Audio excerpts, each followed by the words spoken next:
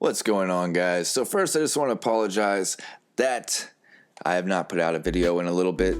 We have been very busy with the Studio A remodel, and we've had a couple setbacks, so it's taking a little bit longer than expected, but we did just get our cameras and our mics and things like that, and so we're pretty excited, and we're piecing all that together. But I did want to put out a video for you guys, and there's a couple things that I found that stuck out to me, so I want to go over those. First, of course, I want to remind you guys to hit that sub button, hit that bell button, and the like. Of course, it really helps us out, especially smaller channels like ourselves when we're growing. The YouTube algorithm, that really helps that out, so make sure to do that. But let's go ahead and get into this, because I've been looking at these for a minute, but I haven't actually gone into them. I was kind of waiting to go over them with you guys here. First thing that we're gonna look at here is a robot gets a face of living skin that allows it to smile. And if that's just not about the creepiest thing you've ever seen in your life, then I don't know what is. But yeah, let's get, oh my God, it's moving. They got it in a little GIF here. That's all right. Let's get, humanoid robots make you a bit queasy. Would it help if they had fleshy faces that could smile at you? No. Like, just no. What are we doing here? Anyway, all right. The uncanny feat, all right, is the result of new technology using engineered living skin tissue and human-like ligaments to give robots a more natural smile. According to Tokyo, see, I knew it'd be like Japan or China or one of these other countries that's just so far ahead of us, I think, in a lot of ways of technology, but also into like this kind of like next level and almost irrelevant technology. Like, why do we need this? Anyway, let's check this out here. All right. So, Tokyo University researchers who unveiled their work this week. In the study, we managed to replicate human appearance to some extent by creating a face, if you say so, with the same surface material and structure as humans. Professor Shoji Takeuchi, I butchered that, the team leader said in a news release. In the process, we identified new challenges such as the necessity, of course, for surface wrinkles, of course, and a thicker epidermis to achieve a more human-like appearance.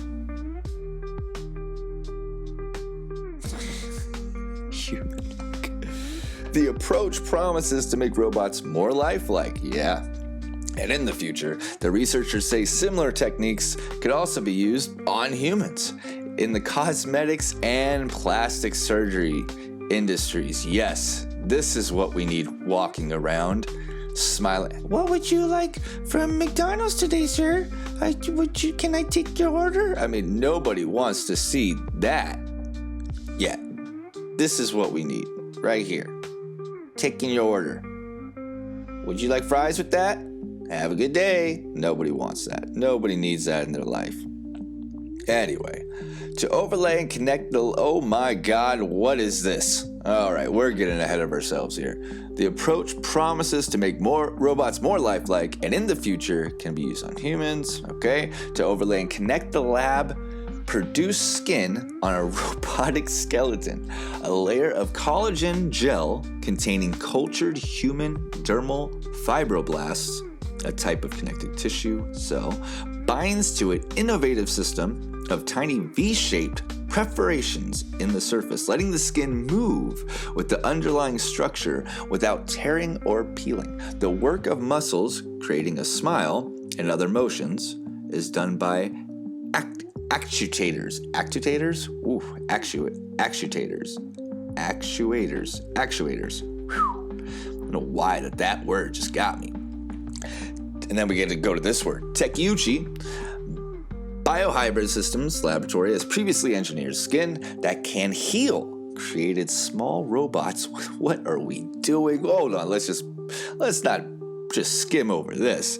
Has previously engineered skin that can heal, created small robots with biological muscle tissue, and 3D printed lab grown meat. He says the latest work on living skin has a string of potential next steps. Yeah, I can imagine what the next steps are. Yeah, you're gonna have a bunch of these creepy looking things knocking on your door and yanking you out of your house in the middle of the night. What is going on in the world? Anyway, self-healing is a big deal. Some chemical-based materials can be made to heal themselves, but they require triggers such as heat, pressure, or other signals. And they also do not proliferate like cells. Biological skin repairs minor lacerations as ours does, and nerves and other skin organs can be added for use in sensing and so on. We don't need this. I'm going to go out, I'm going to be the first person to say it. We don't need this, but okay, let's keep going. Whew. Biomimetic? Whew. Robots could also become even more realistic with thicker skin. Adding the future projects could look to add sensors, pores, and even sweat glands and fat. Why? Why? The team's paper says their work could also bring insights into how humans' wrinkles are formed. What? And by incorporating more sophisticated actuators, and eventually cultured muscle tissue, their approach could help robots in the future move in fluid, human-like ways. Now, I gotta be honest. This is only for one thing, isn't it? This is for one thing. This is for one type of customer, ain't it? That wants lifelike, skin-like, realistic-like robots that can smile at you like that. You want to wake up to the morning to this? Just this piece of tapioca pudding with fish eyes on it, staring at you in the morning. This is what you want to wake up to. But there's one type of customer. There's one type of industry, and I'm not going to say it, that is pushing for this kind of realism. And I just don't know why else you would need this, why we need this in our lives. But that is the first thing that we are going over, which, I mean, I don't even know what to say about it. If you have thoughts on what we're looking at here, go ahead and drop a comment in the bottom and let me know, because this just really freaks me out. And I want to know how you guys feel about it. And of course, don't forget to hit that sub button while you're doing it. All right, let's move on to number 2. The second story we're going to go over today is not as creepy, but strange. Let's look at this. Woman still suffering after being knocked out by a cauliflower while grocery shopping. You read it right. You saw it right.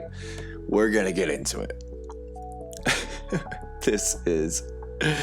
You just can't make this stuff up. I mean, I guess you could, but a grocery, now I can't even talk from all those last words. A grocery shopper in the United Kingdom was reportedly knocked unconscious after a discounted cauliflower fell on her head. Why they felt the need to list the fact that this cauliflower was discounted. Sammy Mai, a resident of Kingston upon Thames, England. What is with this? Why can't we have normal names? What is all that? England told GB News that she was recently browsing a discount rack at a Waitrose grocery store in Bath when the vegetable hit the back of her head. Suddenly, a really large, I'm sorry, I don't mean to laugh. She might have been injured. I don't know. We'll find out here. Suddenly, a really large and heavy item fell down on the top of my head and hit my head. I fell, and when I woke up, oh God, she literally went to sleep. All right. I fell, and when I woke up, I was suffering from a concussion and was knocked out. First, this sentence, this don't make any sense. Suddenly, a real large and heavy item fell down on top of my head and hit my head. I fell, and when I woke up, I was suffering from a concussion and was knocked out. I woke up, but I was still knocked out. She got really messed up. All right, cauliflowers tend to weigh around 2 pounds. And Mai says the brassica I love that the brassica fell between 4 and 6 feet before hitting her head. 4 and 6 feet from a shelf? I mean, where did they have this thing? And how tall is she for it to I don't know. We're going to find out here. Let's get into this. Mai later told The Sun that she is still experiencing a variety of symptoms from neck pain to anxiety, and that the incident has had a damaging impact on her health. She said she is considering legal action, of course she is, against the chain. I was very unwell, and I'm still suffering and unable to work. I don't know how the cauliflower fell, but they should not store heavy, roundish items like that on the top shelf. I agree. I totally agree. I had a cauliflower? I mean, I don't know. All right. The staff just put it back on the top shelf, so they were not treating the incident very seriously. I mean, I love this stock image of a woman holding her head in the grocery aisle. Waitrose told Fox News that they're aware of the situation and that the shopper received medical assistance at the time. Our customer was seen immediately by a trained first aider at the time of the accident, and we are sorry to hear she is unwell. We take customer safety incredibly seriously and have thoroughly investigated this case, but will consider any new information she wishes to share with us. They got a full-on investigation going on. Fox News medical contributor Dr. Mark Siegel told Fox News Digital that though a significant brain injury is unlikely to have resulted from the incident, anything is possible. I guess anything is possible. A cauliflower is soft, and even falling 4 feet is unlikely that it would cause significant head trauma, Siegel explained. Though again, anything is possible. What? The physician also noted that the neck pain and nausea are all symptoms of a blow to the head, even if a concussion was unlikely in the incident's circumstances. So what they're saying, here, hold on. So this doctor's saying that she could just still have these symptoms, right? The nausea, the headaches from getting smacked in the face with a cauliflower. That I can understand. I mean, maybe. But that she probably did not receive a concussion. If you have headache, visual changes, dizziness, nausea, confusion, a concussion is possible following a blow to the head. See a physician, of course. I would also decrease activity while you have these symptoms. Probably shouldn't be out. No more shopping around for a little bit with your cauliflower head. I don't know. I don't know what to make of this one here. I really don't. It sounds to me like we got some conversation. It's always good to go to the comments on these things. Let's see what the comments are saying. First comment, back in the day when I practiced, a colleague of mine had a client who got injured in a grocery store, and the first words out of her mouth was, "Help, I need a witness." This is about trying to get some cash. I would want to know their medical history and pre-existing injuries. That is pretty spot on. Her medical history includes having cauliflower ears. That is funny. How tall? That's what I'm saying. How tall is she for this thing to have fallen so far? I like how they specified the cauliflower is discounted. Me too. I thought that was a pretty. Once the cauliflower escaped to the getaway car parked outside, it told the broccoli to floor it. That's the winning comment. Well, this is just a very strange story, and I don't know what to make of this. Let's move on to the third one here, and our last one. This one is, I just grabbed this one, and it looks promising. So let me get that headline in there. Gun-wielding suspect gets beaten up by employees at pizzeria he tried to rob. All the links, of course, to all the sources will be in the description. You guys can check these out. But let's go into this. As soon as I saw this article, there were some red flags. I didn't even need to get very far down the article to realize there's some red flags here. Now, first red flag is within the first 8 words of the article. But let's go over here. Pizzeria employees, actually the first 4 words, in Texas. I don't even need to read that much more of the article based on the headline and those 2 words. What's the old saying about you don't mess with Texas? It's true. So let's just get into it a little bit further. But those first in Texas, big red flag of what's to come. Pizzeria employees in Texas took justice into their own hands. Of course they did. Suspect Richard Curtis, 19. Second red flag. So we got some young guy going into a pizzeria, so far this is what we know, in Texas, trying to rob him. It's almost enough information for you, ain't it? Let's keep going. Was charged with aggravated robbery. He allegedly walked into a Marco's Pizza. Now, so third red flag. This young man in Texas walked into a pizzeria named Marco's Pizza. Now, I'm not familiar with Marco's Pizza. This could be a chain, probably is.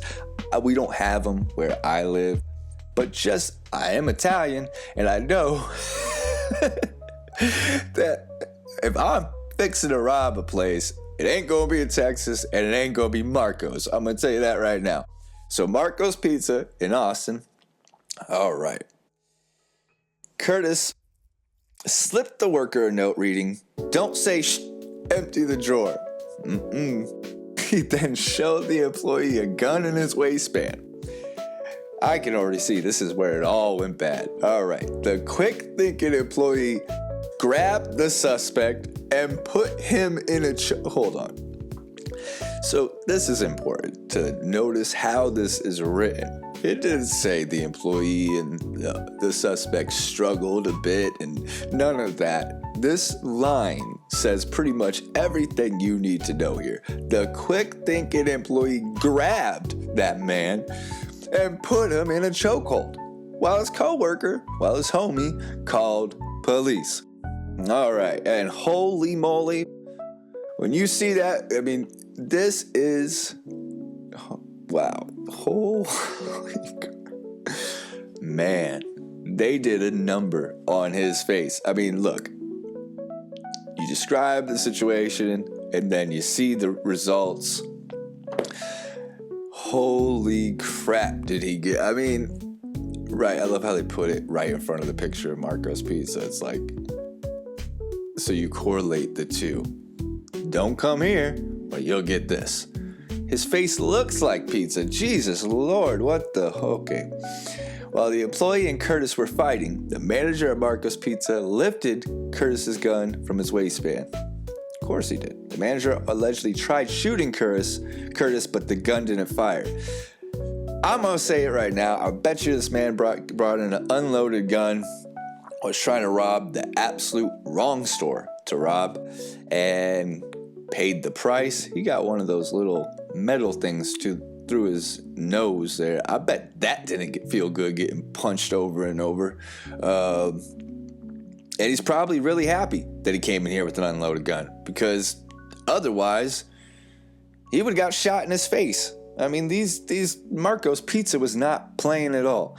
Seeing that the gun wasn't working, the manager then just pummeled Curtis with the handle of the gun. So he just started pistol whipping Curtis. That's what happened here. Curtis walked into a Marco's Pizza in Texas. I think it was Austin, Texas is what it sounds like. With an unloaded gun, got the living crap beat out of him, and pistol whipped until the cops came. Damn. 19 years old. That is a rough lesson to learn at a young age.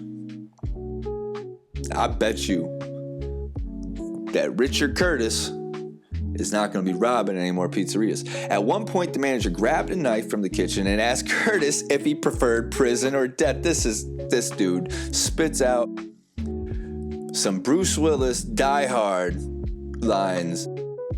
At one point, the manager grabbed a knife from the kitchen and asked Curtis if he preferred prison or death. That is gangster. Curtis stopped fighting and just waited for the cops to arrest him. Guys, I'm good. I'm good. I'm done. You already tried to shoot me in my face. My face looks like a narwhal. What is that? One of those whales with those horns sticking out their forehead. I'm good. No, I don't want to get stabbed and killed.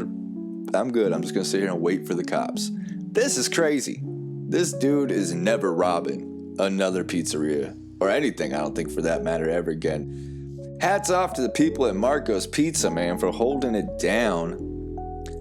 It seems extremely dangerous. Definitely wouldn't recommend taking the law into your own hands, but all I can think about when I see this picture is how his little metal thing through his nose and just the guy punching and kicking him over and over. How badly, that could not have felt very good at all. I'm surprised it's still in there, to be honest with you. But anyway, all right, so that is the third and final article. I just wanted to go over a few of these with you guys, and because it's been a little bit since I've been on. I appreciate you guys checking in, hanging out with us. We will be back here very soon with some new videos and some new content, so just stay tuned. Of course, hit that bell so you get the notifications so you know when we're adding content. If you haven't already, of course, subscribe and like the video. It really helps a lot. All right, guys, until next time, I'm Anthony Payne, and we are TangoBangoWorld. Have a great rest of the day, guys.